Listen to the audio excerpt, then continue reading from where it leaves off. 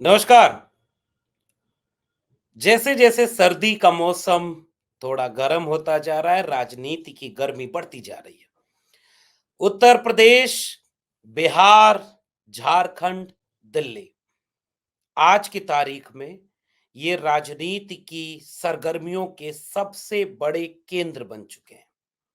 बिहार को लेकर के आप लगातार खबरें देख रहे होंगे। अब उसमें आज एक नया अध्याय जुड़ा है। एक तरफ बिहार में किशनगंज के इलाके से राहुल गांधी की भारत जोड़ो न्याय यात्रा प्रवेश करती है। राहुल गांधी अपने भाषण में सामाजिक न्याय को देश का सबसे केंद्रीय मुद्दा बताते हैं। जाति जनगणना को आज की तारीख में पूरे देश के लिए जरूरी बताते हैं ताकि सबका भारत बनाया जा सके। लेकिन उसी बिहार में जाति जनगणना 1931 के बाद पहली बार कोई राज्य अगर कराया तो वो बिहार था। उस जाति जनगणना कराने वाले मुख्यमंत्री नीतीश कुमार को जाति जनगणना न कराने वाली बीजेपी अपने साथ ले चुकी है। ये राजनीति का विरोधाभास चल रहा है। आज इसका थोड़ा विश्लेषण करेंगे और विश्लेषण करते हुए वहां तक जाएंगे कि ये कौन सी स्क्रिप्ट थी जिसमें ये लिखा गया था, कल शपथ ग्रहण होगा, आज ईडी की रेड होगी। लालू प्रसाद यादव ईडी के सम्मन के बाद पूछताछ के लिए ईडी ऑफिस जाने को मजबूर होंगे और बीजेपी के साथ गलबहियां करते हुए नीतीश कुमार मंत्रिमंडल की बैठक उन लोगों के साथ करने को मजबूर होंगे जिनको कहा कि मिट्टी में मिल जाऊंगा, साथ नहीं जाऊंगा। वो मुरेठा वाले के साथ बैठे होंगे जिसने कहा था कि जब तक नीतीश कुमार को मुख्यमंत्री की कुर्सी से उतार नहीं देते तब तक मुरेठा नहीं खुलेगा। उस बंधे हुए मुरेठा वाले नेता के साथ नीतीश कुमार उप मुख्यमंत्री बनाकर बैठक कर रहे होंगे।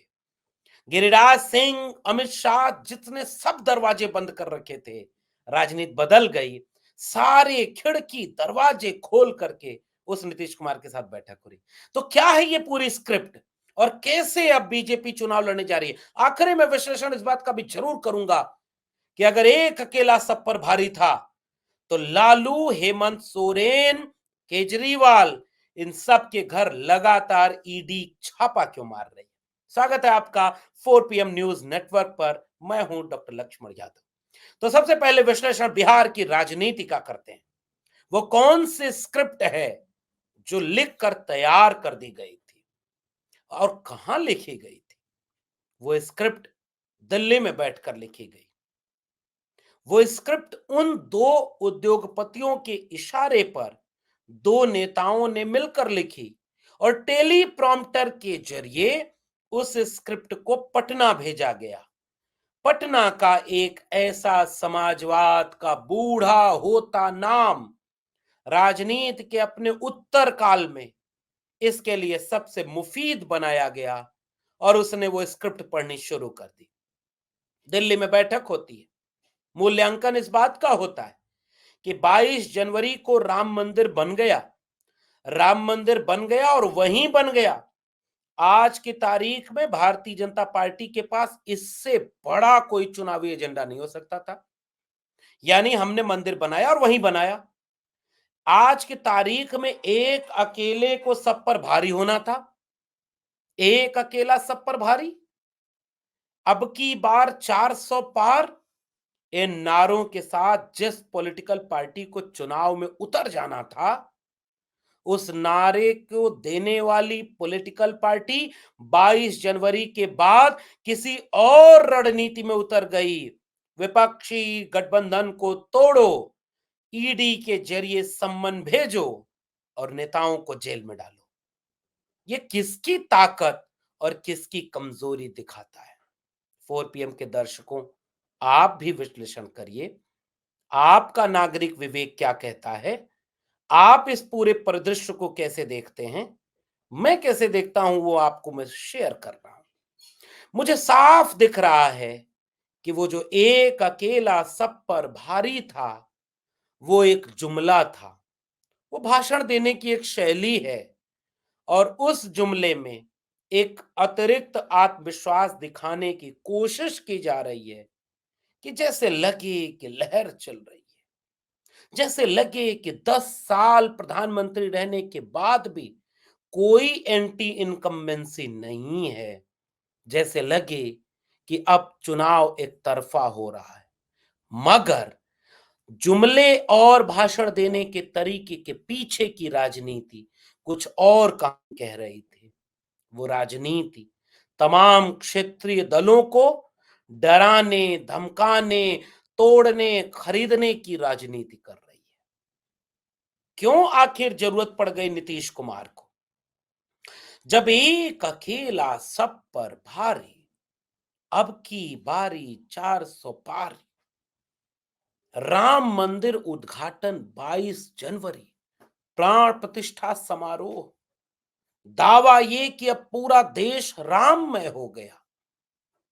लेकिन राम के नाम पर वोट नहीं दे रहा क्या? बीजेपी का कैलकुलेशन गड़बड़ाया दिल्ली में, वरना इतनी क्या हड़बड़ी थी? और अगर विपक्षी दलों की एकजुटता से कोई परेशानी नहीं थी, तो चुनाव में जाना था, राजनीति में सीधे उतर जाना था और उतर करके सीधे इसका विश्लेषण करना था कि हमने 10 साल सत्ता में रहकर ये काम किए, इसके नाम पर हमें वोट दो, और हमें अगर सरकार में वोट दोगे तो अगली बार जब सत्ता में आएंगे तो ये काम करेंगे। आदर्श राजनीति तो यही कहती है।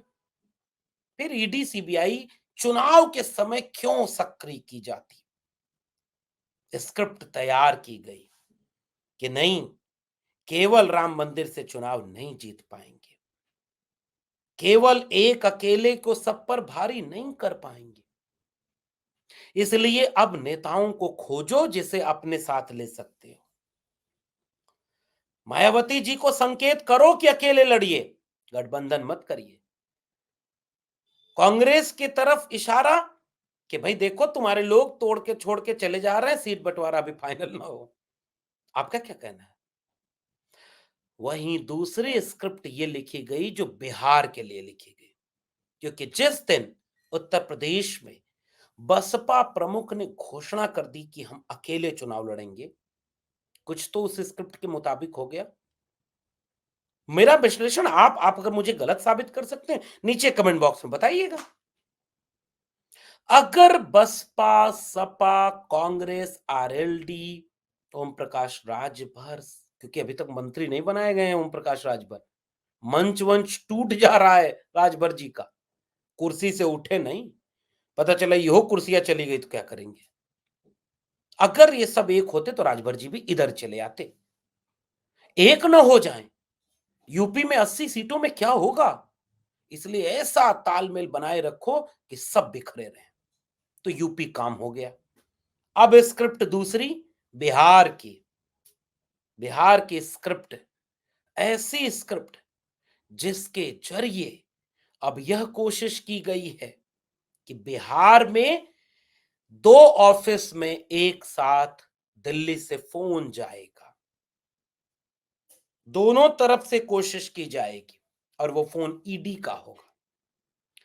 जेडीयू की तरफ फोन जाएगा और कहा जाएगा कि देखो मान्यवर, अगर आप चाहते हैं कि जेल न जाए, अगर आप चाहते हैं कि आपका राजनीतिक भविष्य बचा रहे, अगर आप चाहते हैं कि आपका जो भी राजनीतिक उत्तर काल चल रहा है वो सुख में बीते, दुख में ना बीते, मुश्किलों में ना बीते, तो आप सोच लें। उस स्क्रिप्ट के बाद, टेलीप्रॉम्प्टर के बाद, वह व्यक्ति जो विपक्षी एकजुटता का सूत्रधार है, वो पलटी मार गया। वो पलटी मार गया, कोई ठोस वजह नहीं। अच्छा, एक बात बताइए कि अगर आप इंडिया गठबंधन में शामिल हुए सबको एकजुट किया, आपने किया, और देर होने लगी, तो गठबंधन छोड़कर विरोधी के पास चले जाएंगे? आपके हिसाब से तो यही काम कांग्रेस को सपा को करना चाहिए, यही काम आरजेडी को करना चाहिए, यही काम ममता बनर्जी करें, अरविंद केजरीवाल करें, शरद पवार, उद्धव ठाकरे भी करें, सब बीजेपी के साथ चले जाए। क्यों? क्योंकि कांग्रेस देर कर रही है इंडिया गठबंधन में सीट बंटवारे के लिए। आने वाले वक्त में लोग हंसेंगे इस तरह की राजनीति पर। बच्चा भी कहेगा, अरे चचा ये कौन सी राजनीति आप कर रहे थे। इस विमर्श को यहां से समझें कि उस स्क्रिप्ट पर यह बात लिखी गई थी कि पार्टी बचाना है तो हमारी तरफ आ जाओ। यह अलग बात है कि आधी पार्टी जेडीयू बीजेपी ने 2020 में ही खत्म कर दी थी, जो बची है 2024 में खत्म। अब चचा अपनी राजनीतिक भविष्य को कैसे बचाएंगे, क्योंकि उनके पार्टी के कुछ नेता विजय चौधरी, अशोक चौधरी, संजय झा, केसी त्यागी, सब लोग किस क्या बचा रहे हैं ये सब समझ में आ रहा है। एक स्क्रिप्ट ने आधा काम कर दिया और टेलीप्रॉम्प्टर का दूसरा हिस्सा ईडी ऑफिस की तरफ था कि लालू यादव झुकेगा नहीं, तेजस्वी डरेगा नहीं। तो जैसे ही शपथ ग्रहण राजभवन में हो, अगले दिन सबको ईडी ऑफिस बुला लो। स्क्रिप्ट का दूसरा हिस्सा टेलीप्रॉम्प्टर पर चल गया। उधर नारे लगे राजभवन में, नीतीश कुमार को जय श्री राम, जय श्री राम, जय श्री राम। नीतीश कुमार देश बचाने के लिए इस नारे को सुनकर मुस्कुराते रहे। वो महिलाएं जिन्होंने कहा था कि नीतीश कुमार ऐसा विधानसभा में बोल रहे थे, हमको इतना शर्म आया कि हम भाग गए, वो सामने बैठकर ताली बजा रहे थे। सम्राट चौधरी अपना मुरेठा बांधे उप मुख्यमंत्री की शपथ ले रहे थे। तो बिहार के स्क्रिप्ट ने आधा काम कर दिया और जैसे ही शपथ ग्रहण हुआ, अगले दिन ईडी और ईडी की नोटिस लालू यादव के घर, लालू यादव ईडी के दफ्तर, और एक बीमार बूढ़ा व्यक्ति, उसका होना इतना डराता है कि हेमंता विश्व शर्मा को ईडी जब नोटिस भेजती है और हेमंता कांग्रेस छोड़ करके बीजेपी ज्वाइन कर असम के मुख्यमंत्री बन जाते हैं, हेमंता पर कोई ईडी की अब जांच नहीं हो रही है। उद्धव ठाकरे और उनके साथ शरद पवार के भतीजे अजीत पवार, जिसके लिए प्रधानमंत्री नरेंद्र मोदी ने कहा था कि जेल में जाएंगे चक्की पीसिंग, चक्की पीसिंग, और जिस दिन से वो महाराष्ट्र के डिप्टी सीएम बने हैं, ईडी की नोटिस नहीं जा रही है। ईडी की नोटिस किसके घर जाएगी? लालू यादव के घर, तेजस्वी के घर। उस स्क्रिप्ट में ये बात लिखी हुई थी और टेलीप्रॉम्प्टर वो पढ़ता चला गया। ईडी के घर में, ऑफिस में आज लालू यादव की पेशी। एक बूढ़ा इतना डरा रहा है। अरे भैया, जब एक अकेला सब पर भारी था तो राजनीतिक लड़ाई लड़नी थी ना। अपने काम गिनवाते, दूसरे की नाकामी गिनवाते। एक एक साफ राजनीति, साफ गोई की राजनीति, एक विमर्श ऐसा जिसमें हम अपने काम से जीतेंगे, तो वो काम हो गया। और इसीलिए ईडी आज अरविंद केजरीवाल के घर, हेमंत सोरेन के घर उसी स्क्रिप्ट के तहत अपने काम पर लगी हुई है।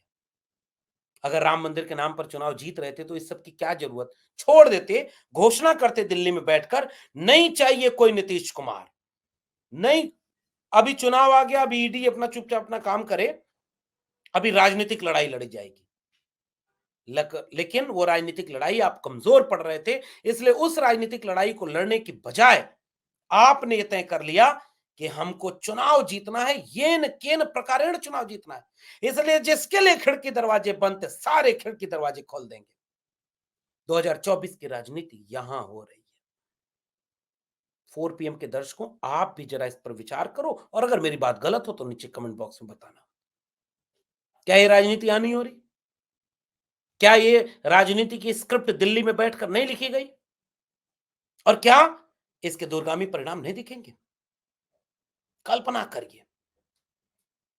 कांग्रेस की कमजोरियां हैं, इस बात से कोई इनकार नहीं करता कि जो अब अक्टूबर में साझा रैली होनी शुरू होनी थी वो नहीं हुई, बिल्कुल जायज बात है। सीट बंटवारा 30 दिसंबर तक हो जाना था, 30 जनवरी तक नहीं हुआ, बिल्कुल ठीक बात है। कांग्रेस इंटरेस्ट नहीं दिखा रही, आलोचना कर सकते हैं। लेकिन जब कांग्रेस अपना काम नहीं कर रही तो बीजेपी की गोद में चले जाएंगे। बिहार की जनता इस बात को समझेगी। और देखिए एक मैच्योर पॉलिटिशियन कैसे रिएक्ट करता है। और वो मैच्योर पॉलिटिशियन है तेजस्वी यादव। पहला वाक्य, चचा का सम्मान कल भी था, आज भी है और आगे भी रहेगा। मगर जो चचा कहते थे कि कहता है 10 लाख नौकरी दे देंगे, पैसवा कहां से लाओगे? उसने 17 महीने के अपने कार्यकाल में जब चचा के साथ सरकार बनाई तो 1 साल में लगभग 5 लाख सरकारी नौकरियां दे दी, उन्हीं चचा के दस्तखत के साथ। परिवहन विभाग उसके पास था, स्वास्थ्य विभाग उनके पास था, शिक्षा विभाग उनके पास था, भू राजस्व उनके पास था। जाति जनगणना करवा दी। नीतीश जी, जनता के बीच आप जाएंगे तो जनता आपसे यह सवाल जरूर पूछेगी कि अगर आप ये सब कुछ करने को तैयार थे और अगर आपके राजनीतिक एजेंडे में यह सब शामिल था तो आज ही उस बीजेपी से कहिए कि नोटिफिकेशन जारी करे कि उत्तर प्रदेश में जाति जनगणना होगी, मध्य प्रदेश में जाति जनगणना होगी, राजस्थान में जाति जनगणना होगी और हर जगह जिसके जितनी संख्या भारी उसकी इतनी हिस्सेदारी। नीतीश जी, आप तो समाजवाद के नायक रहे। आपने डॉक्टर राम मनोहर लोहिया, जयप्रकाश नारायण से, जॉर्ज फर्नांडीज से, शरद यादव से राजनीति में समाजवाद का सबक सीखा। आप लालू प्रसाद यादव के साथ काम करते रहे। हम आज भी कहेंगे कि आपने शानदार काम किया कि आपने पॉलिटिकल एजेंडा वहां सेट कर दिया जहां बीजेपी जवाब नहीं दे पाई। अमित शाह बिहार में जाकर कहते रहे कि ये जाति जनगणना तब हुई जब हम सरकार में थे। अब आप उनके साथ चले गए हैं। क्या आप दिल पर हाथ रख के बोलिए कहीं देश में जाति जनगणना होगी? अरे आपके प्रधानमंत्री कहने लगे हैं जाति होती नहीं, जाति तो केवल गरीब अमीर की होती है। इन सवालों को बिहार की जनता भी आपसे पूछेगी और आप चुनाव में जाएंगे ना तो आपसे पूछा जाएगा इस बार का बहाना क्या था? छोड़ देते कांग्रेस को और जेडी और जेडीयू मिलकर साथ में लड़ते, लेफ्ट गठबंधन को साथ में लेकर लड़ते जैसे ममता बनर्जी ने कहा। ममता बनर्जी ने कहा कि कांग्रेस ठीक काम नहीं करे, हम अकेले लड़ेंगे और लड़के जीत जाएगी वो। अगर तो नीतीश जी आपके सामने ये विकल्प था कि नहीं? आप कहते हैं कि बिहार में कांग्रेस से कोई गठबंधन नहीं होगा, आरजेडी, जेडीयू, लेफ्ट पार्टियां ये सब मिल करके बिहार में चुनाव लड़ेंगी। आपकी ईमानदारी और आपकी राजनीतिक प्रतिबद्धता मजबूत होती और आप कहते हैं कि हमको जिताओ, हम पूरे देश में जाति जनगणना कराएंगे।